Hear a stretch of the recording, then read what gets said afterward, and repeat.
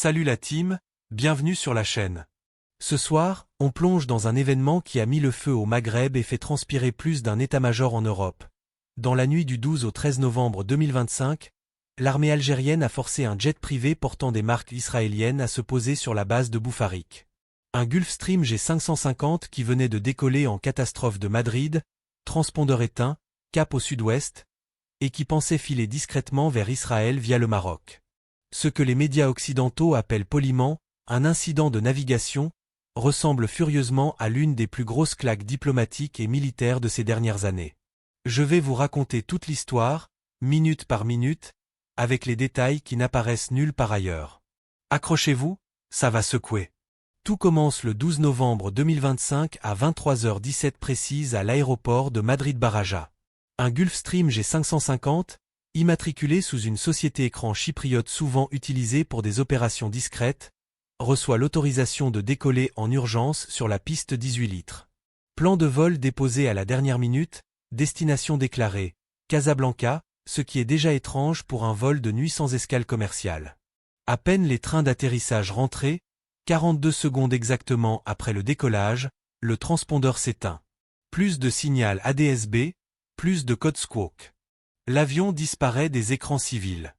Seuls les radars militaires continuent de le suivre. À bord, 6 personnes. 2 pilotes mercenaires sud-africains, anciens de la société exécutive Outcom, habitués à voler sous faux pavillon. Un officier supérieur du Mossad, connu dans les cercles fermés sous le nom de code Raven. 3 agents opérationnels qui revenaient d'une mission ultrasensible en Europe occidentale. L'appareil pousse les moteurs à Mach 0,92 et monte à 41 000 pieds. Trajectoire, plein sud-ouest. Objectif évident, traverser rapidement l'espace aérien marocain, où les relations avec Israël sont normalisées, puis filer vers la Méditerranée orientale. Mais les calculs étaient mauvais. Le Maroc, même s'il entretient des liens avec Tel Aviv, reste extrêmement chatouilleux sur tout survol militaire non annoncé, surtout la nuit. Dès que le Gulfstream franchit la frontière aérienne marocaine, les radars de Ouarzazate et de Beni Mellal le verrouillent. Au lieu d'envoyer ses propres F-16, Rabat choisit une option plus pragmatique. Il alerte immédiatement Alger via les canaux secrets de coordination frontalière qui existent malgré les tensions. En clair, Maroc et Algérie se détestent, mais quand un avion suspect file vers le sud, ils parlent. Et vite. À minuit 4, le G550 pénètre dans la FIR Alger. À Tindouf et Béchar, les radars résonnants et Credo M russes sont déjà en alerte maximale. L'ordre tombe, interception immédiate. En 5 minutes 40, dessus 30 MKI, de la première escadre d'école de la base d'Aïn Ouessara.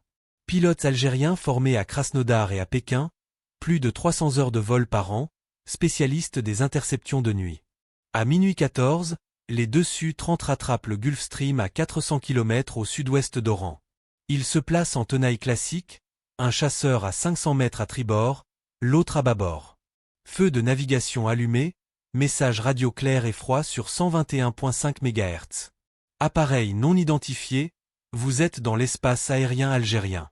Suivez-nous immédiatement vers Boufarik, sinon nous ouvrons le feu. Dans le cockpit du jet d'affaires, c'est la panique.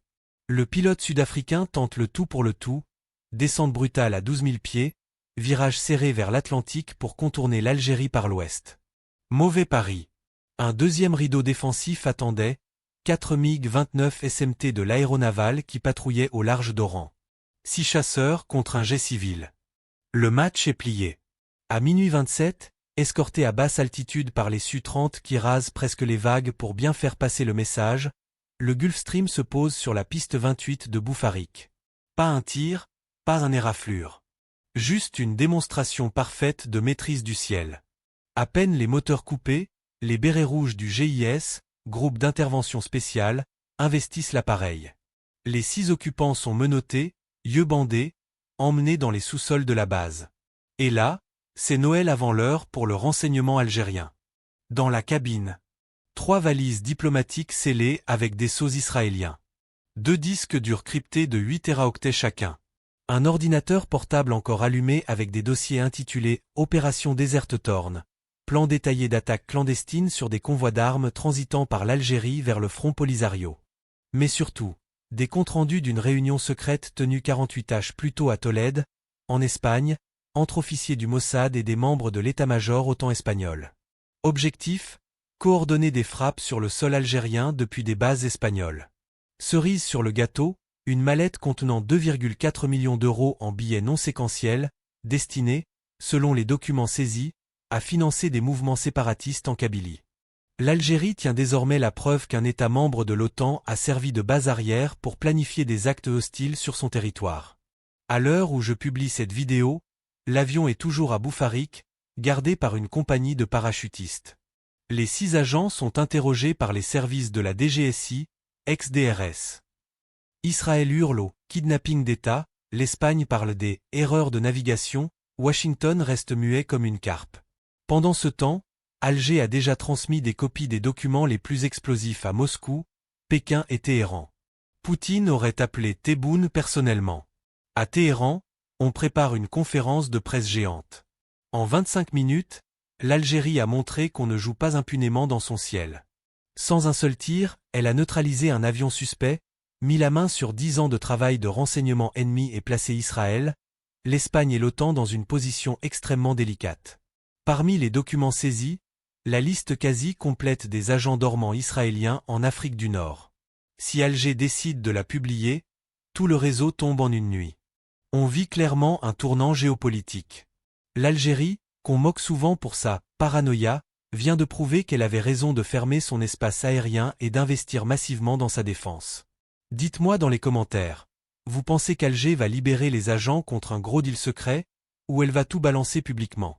Si vous voulez suivre la suite en temps réel, et croyez-moi, les prochaines 72 h vont être folles, abonnez-vous tout de suite, activez la cloche, likez et partagez partout.